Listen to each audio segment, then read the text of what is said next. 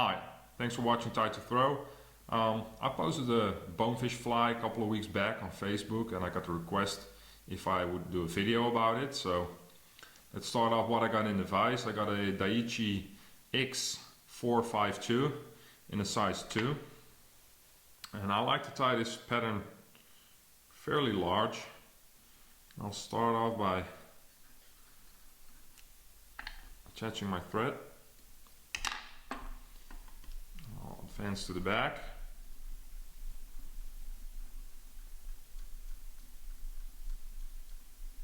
There we go. And the first thing I'll tie in is I'll make a little egg sac of some Arctic fox.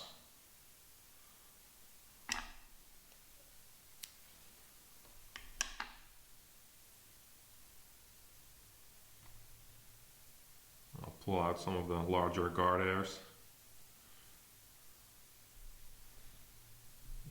Should do.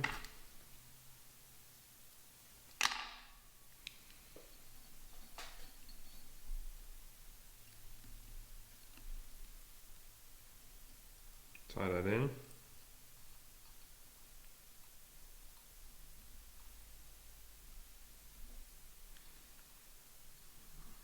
Secure it with some more wraps. So once we get this tied in, I like to tie in some antennae. For that I'll use some black crystal flash. Tie that in. Double it over on the other side.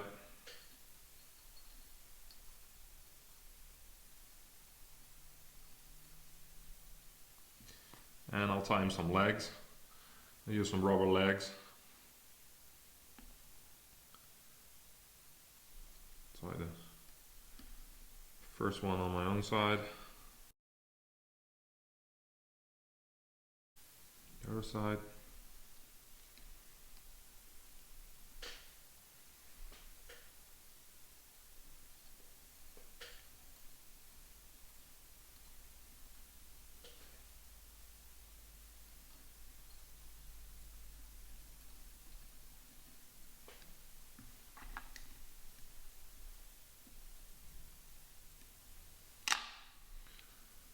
Trim the waist.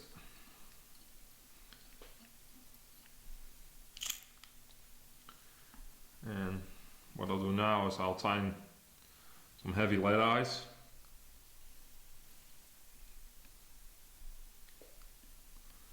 Size small.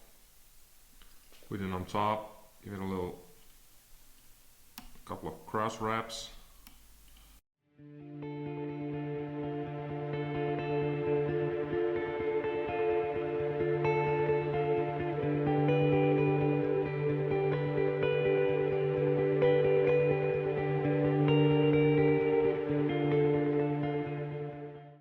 Now the body will be tying thread, and to make it look even nicer, got a little bit of mirage tinsel here that I'll tie in.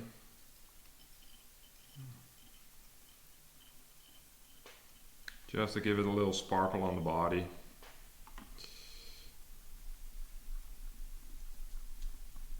I'll go back towards the hook eye. I'll wrap the mirage tinsel.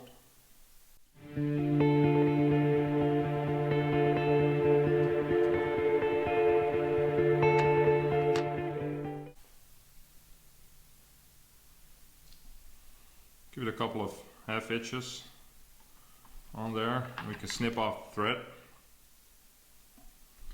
Now this is the first stage of the fly, and what we'll do now with the zapper gap, we'll make sure we build a really durable fly. And why I say the first stage, because the zapper gap has to dry, so usually I'll tie a couple of these and I'll just put them on the side and let them dry, and I'll finish them off the next day. Alright guys, well, I'll finish this fly. I'll see you in a little bit for stage 2. Okay, so here we are for stage 2. I've got the finished body. I'll just put my tying thread back on.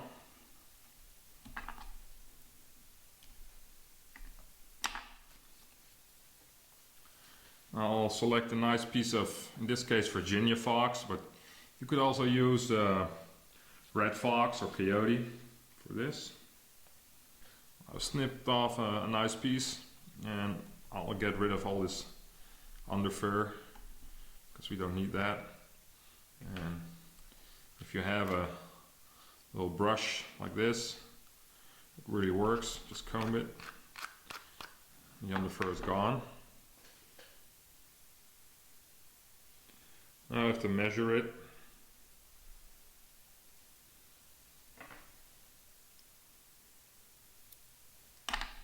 Snip it, tie it in.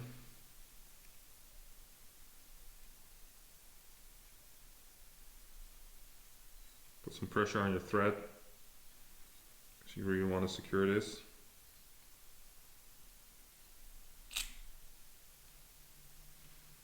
There we go. I like to tie in a little bit of crystal flash, and I really like the Mitch crystal flash, which is about half the size of the normal. Tie that in on top.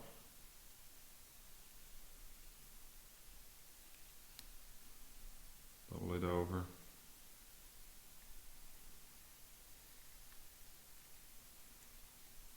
There we go. Now I've taken some grizzly beared white rubber legs.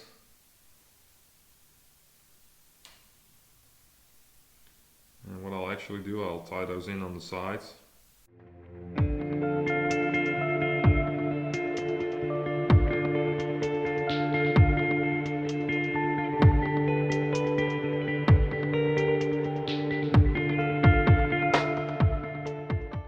Clean up the head a little bit.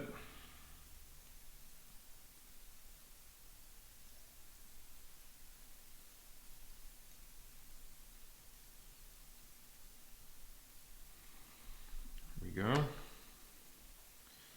And now the most important thing for me, because I like to fish this in a place that has some coral and some turtle grass, and I really want to tie in a weed guard. And the way I like to do is I've sniffed off a little piece of mono.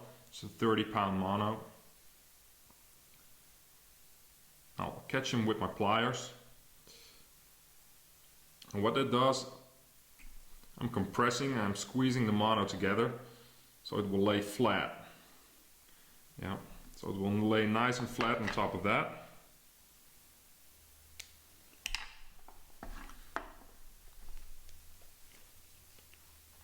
Take your Sapagap,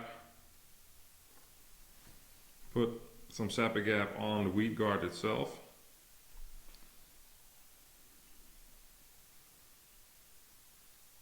And on the head.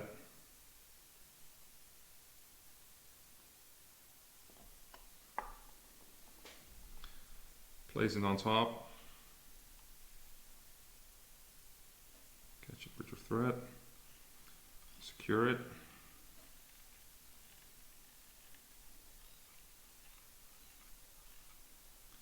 And as you can see, I have some room left in front of it. I'll use that room to make sure it stands up. So I'll just wrap under the weed guard.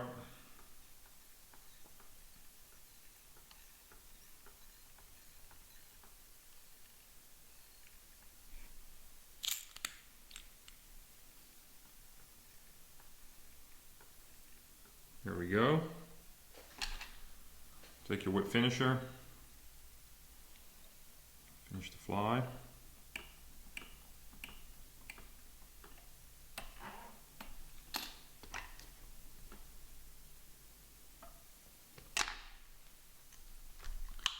And we're done. So the only thing I'm going to do is I'm going to cut the weed guard a little shorter.